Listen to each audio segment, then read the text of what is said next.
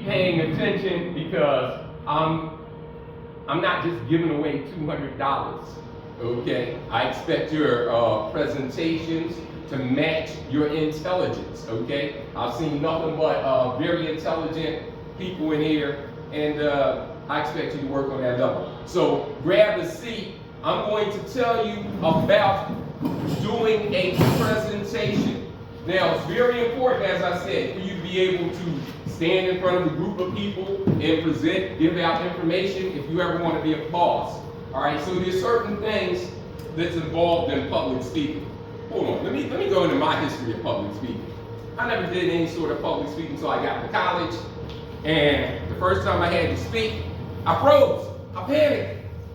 Why? Because the topic was, I can even remember to this day, they told me something to talk about, and it really wasn't something I was interested in, so when I got stuck, I froze.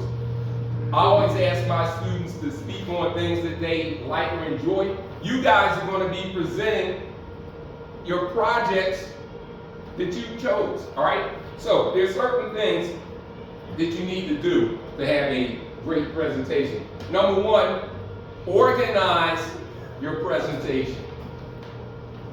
Do me a favor, William, tap that up.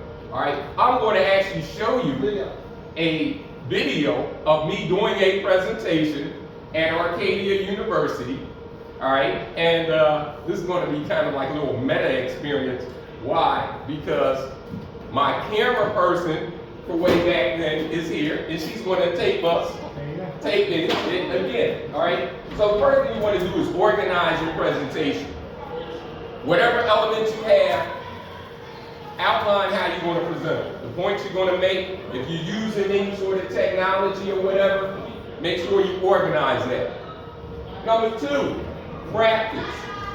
Do not get in front of a bunch of people babbling, because it's very disrespectful. It's very disrespectful for you to stand in front of a group of people when you knew you had to and not, know what you're talking about.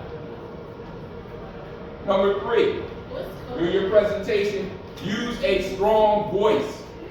So if you are, if you have like a quiet voice, you have to project. Make sure the person in the back of the room can hear you. Why? Because you don't want people like, oh, hold on, I didn't hear that. All right? So you definitely want to project. Fourth thing, eye contact.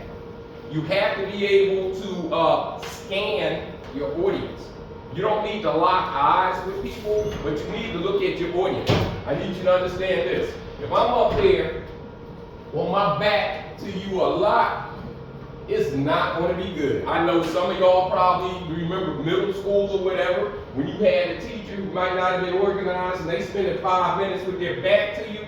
When you're doing a presentation, you want to try to be to the side, okay? So you can see what it is you're doing, and you can kind of scan the audience. You need to be able to keep them engaged, okay? The fifth thing and the last thing, and this is what's going to judge your presentation for you. Question and answer. At the end of your presentation, you gotta get a couple minutes for people to ask questions. Here's the good part.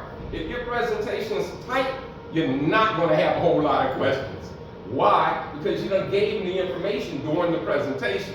All right? So if you ever did a book report on somebody, hold up, who in here has done a book report? Show of hands. All right. So if you're doing a book report on somebody, and at the end of your presentation, somebody asks you like, well, what city were they in? Where were they born? Obviously, you didn't give out enough information.